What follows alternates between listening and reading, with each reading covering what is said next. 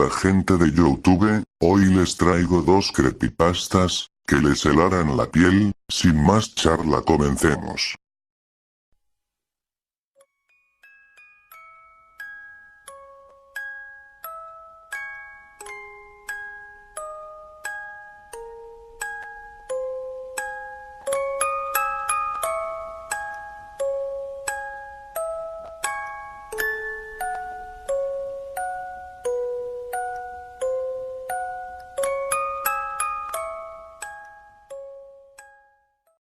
Número 1.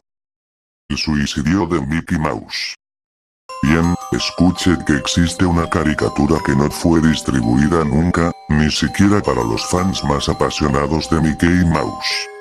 De acuerdo a la mayoría de las fuentes, esta caricatura no tiene nada de especial. Simplemente es un loop continuo de Mickey, caminando a través de 6 edificios, por unos 2 o 3 minutos antes de oscurecerse y terminar con la animación, más o menos como en los Picapiedra.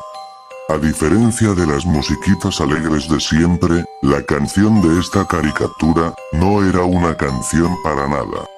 Simplemente era como si golpearan el piano por minuto y medio antes de que se convirtiera en ruido blanco, nieve, por el resto del film. Y este, no era el alegre y viejo Mickey que amamos tampoco. Mickey no estaba bailando, ni siquiera sonriendo. Simplemente caminando, como si tú o yo estuviéramos caminando, con una expresión facial, muy normal. Pero por alguna razón, su cara estaba girada hacia la izquierda, como teniendo una mirada sombría. Hasta hace 1 o 2 años todos creían que después de que se oscurecía la escena, terminaba la caricatura. Pero cuando Leonard Maltin la estaba revisando, para ponerla como un bonus en el DVD, Leonard decidió que esto era simplemente basura, como para ponerla en el DVD. Sin embargo, quería tener una copia digital por el simple hecho de ser una obra de Walt. Cuando digitalizó la caricatura en su computadora, se dio cuenta de algo. La caricatura duraba de hecho, 9 minutos y 4 segundos. Esto es lo que me dijo mi fuente, él es un asistente personal del mismísimo señor Martin. Número 2. Experimento ruso del sueño. Investigadores rusos a finales de los 40s mantuvieron a 5 personas despiertas por 15 días utilizando un estimulante basado en gas. Los tuvieron encerrados en un ambiente sellado para monitorear cuidadosamente el uso de oxígeno, para que el gas no los matase, debido a las altas concentraciones de gas. Esto fue antes de que existiera el circuito cerrado, por lo que tuvieron que usar micrófonos y ventanas con grosor de 5 pulgadas para monitorearlos. El cuarto estaba lleno de libros, cobijas para dormir, pero ninguna cama, agua corriente, baño y la suficiente cantidad de comida para que los 5 sobrevivieran por un mes. Los sujetos de prueba eran prisioneros políticos y de guerra declarados enemigos del Estado durante la Segunda Guerra Mundial. Todo estuvo bien por los primeros 5 días. Los sujetos rara vez se quejaban después de que, falsamente, se les había prometido su libertad si aceptaban tomar parte de la prueba y no dormir por 30 días. Sus conversaciones y actividades fueron monitoreadas, y los científicos notaron que conforme pasaba el tiempo, ellos hablaban sobre incidentes traumáticos de su pasado. Después de 5 días se empezaron a quejar de las circunstancias y eventos que los llevaron a donde estaban y empezaron a demostrar paranoia severa. Dejaron de hablar entre ellos, y comenzaron a murmurar de manera alterna en los micrófonos. De manera extraña, todos parecían creer que podían ganar la confianza de sus captores y traicionaban a sus camaradas. En un principio se creyó que esto era un efecto del gas. Después de 9 días, el primero de ellos empezó a gritar. Corría por todo el cuarto gritando repetidamente por 3 horas seguidas. Después, trató de continuar gritando, pero solo podía dar un grito ocasional. Los científicos postularon que físicamente se había destrozado las cuerdas vocales. La parte más sorprendente de este comportamiento fue cómo sus compañeros reaccionaron a esto. O mejor dicho, como no reaccionaron, continuaban murmurando en los micrófonos hasta que el segundo de los prisioneros comenzó a gritar. Dos de los prisioneros que no gritaban, tomaron los libros y llenaron página tras página de sus propias heces, y de manera calmada, los pusieron sobre las ventanas del cuarto. Los gritos cesaron de repente, al igual que los murmullos de los micrófonos. Pasaron otros 3 días. Los investigadores checaban los micrófonos constantemente para asegurarse de que trabajaban, porque creían que era imposible no escuchar sonidos con 5 personas dentro. El consumo de oxígeno indicaba que los 5 debían seguir vivos. De hecho, el consumo de oxígeno era el necesario para 5 personas que hacían ejercicio extenuante. En la mañana del 14º día, los investigadores hicieron algo que no debían hacer, para llamar la atención de los prisioneros. Utilizaron el intercom dentro del cuarto, esperando provocar respuestas de los prisioneros, pues temían que estuviesen muertos, o en estado vegetal. Anunciaron: abriremos el cuarto para probar los micrófonos. Aléjense de las puertas y acuéstense con las manos atrás en el piso o se les disparará. Se le otorgará la libertad a uno de ustedes si obedecen. Para su sorpresa, escucharon solo una frase, con voz calmada: no queremos ser liberados. Hubo gran debate entre los investigadores y fuerzas militares que financiaban el proyecto. Sin poder provocar más respuestas utilizando el intercom, finalmente se decidió abrir el cuarto a la medianoche del día número 15. Se limpió el gas del cuarto, y se llenó de aire fresco. Inmediatamente, voces de los micrófonos empezaron a objetar. 3 voces diferentes rogaban por la vida de sus seres queridos, que encendieran el gas nuevamente. Se abrió el cuarto para sacar a los prisioneros. Gritaron más fuerte que nunca, al igual que los soldados, cuando vieron lo que había dentro. 4 de los sujetos seguían vivos. Las raciones de los pasados 5 días no habían sido tocadas. Había pedazos de carne de las costillas y pantorrillas del sujeto muerto colocados dentro del drenaje del centro del cuarto, bloqueándolo, permitiendo que 4 pulgadas de agua se acumulara en el piso. Los 4 sobrevivientes también tenían pedazos de piel y carne arrancada de sus cuerpos. La destrucción de tejidos y la exposición de huesos en la punta de sus dedos indicaba que las heridas fueron infligidas por las manos, y no con los dientes, como era de suponerse. Al examinarlos, se descubrió que la mayoría de las heridas fueron autoinfligidas en su mayoría. Los órganos detrás de las costillas fueron removidos, mientras que el corazón, los pulmones y el diafragma seguían en su lugar. La piel y la mayoría de los músculos pegados a las costillas fueron arrancados, exponiendo a los pulmones. El tracto digestivo de los 4 sujetos podía verse trabajar, digiriendo comida.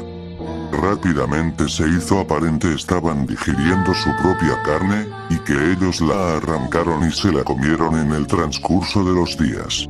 La mayoría de los soldados eran fuerzas especiales rusas en las instalaciones, pero aún así, muchos se negaron a regresar al cuarto para sacar a los prisioneros. Estos, sin embargo, insistían a gritos que los dejaran dentro, y de manera alterna rogaron y demandaron que se encendiera el gas nuevamente, para evitar quedarse dormidos. Para sorpresa de todos, los sujetos pusieron una resistencia feroz durante la extracción. Un soldado ruso falleció cuando un sujeto le mordió el cuello, otro fue gravemente herido cuando otro de los prisioneros le mordió la arteria femoral y los testículos. Otros 5 soldados perdieron la vida, si cuentas a aquellos que se quitaron la vida en las semanas consecuentes al incidente. Durante la lucha, uno de los prisioneros dañó su brazo, sangrando de manera casi inmediata. Se intentó sedar al sujeto, pero fue imposible. Se le inyectó más de 10 veces de la dosis humana de morfina, y aún Axial luchó como un animal rodeado, rompiendo las costillas y un brazo de un doctor.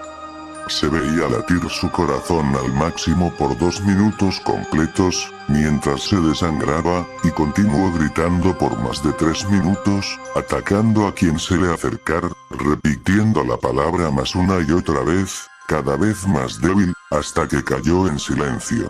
Los otros 3 sobrevivientes fueron inmovilizados fuertemente y llevados hacia instalaciones médicas. 2 de ellos, con cuerdas vocales intactas, demandaban continuamente más gas para permanecer despiertos. El más herido de los 3 fue llevado al único cuarto de cirugía que había en las instalaciones.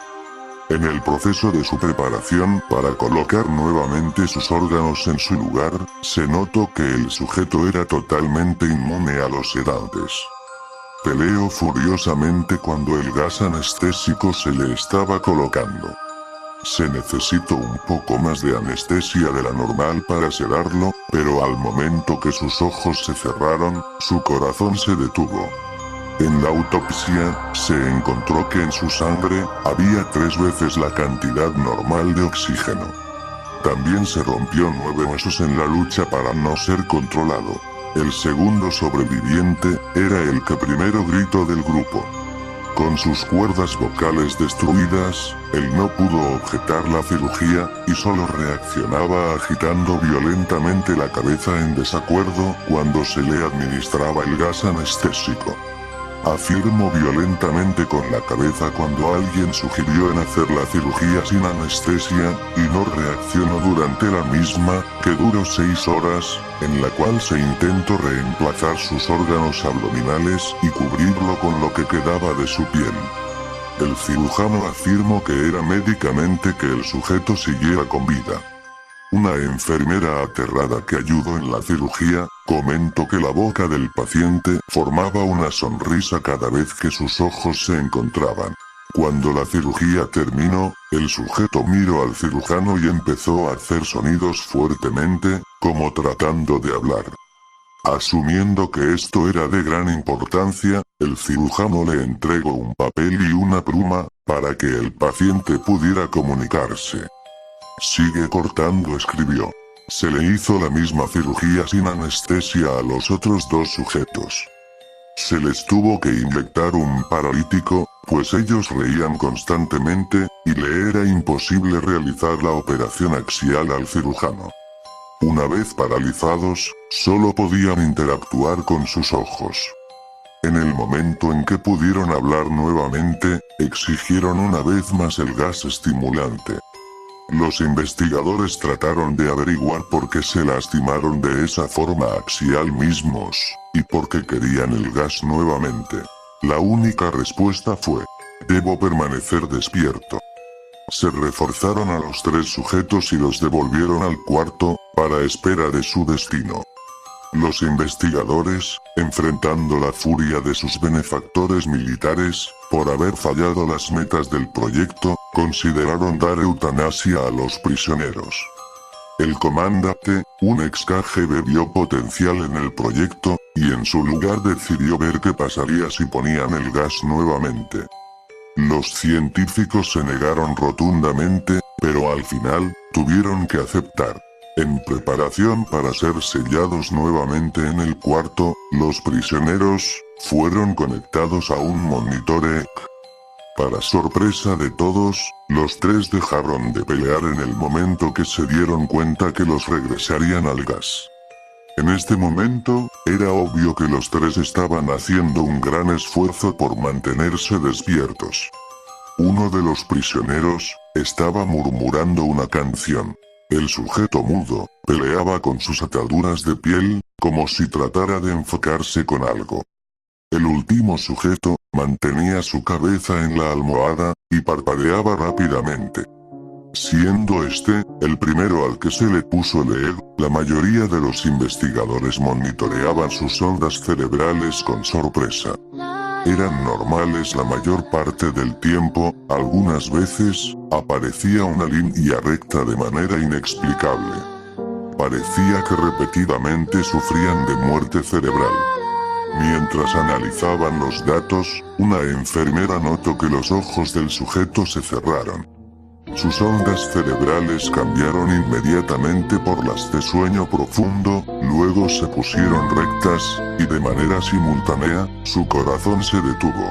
El único sujeto que quedaba que podía hablar comenzó a gritar para que lo encerraran en ese momento. Sus ondas cerebrales mostraban las líneas rectas del sujeto que acababa de morir por quedarse dormido. El comandante dio la orden de sellar el cuarto con los 2 prisioneros dentro, junto con 3 de los científicos. Uno de los 3, inmediatamente tomó un arma y abrió fuego contra el comandante, matándolo de un tiro entre los ojos. Después apuntó al prisionero mudo, y le voló el cerebro. Apuntó al prisionero que quedaba vivo, mientras que los demás investigadores escaparon del cuarto. No me encerrarán con estas cosas. No contigo. Le gritaba al prisionero que estaba atado al camastro. ¿Qué eres? Demandó. Necesito saber. El prisionero sonrió. ¿Tan fácilmente te has olvidado de mí? El prisionero preguntó. Somos ustedes.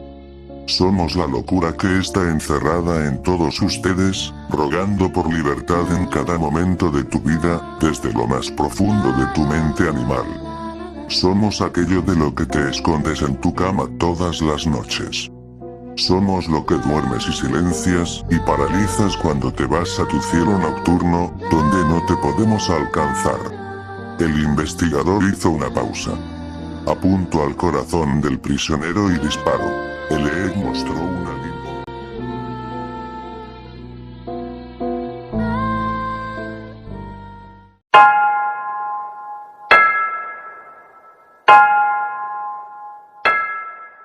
Oh my.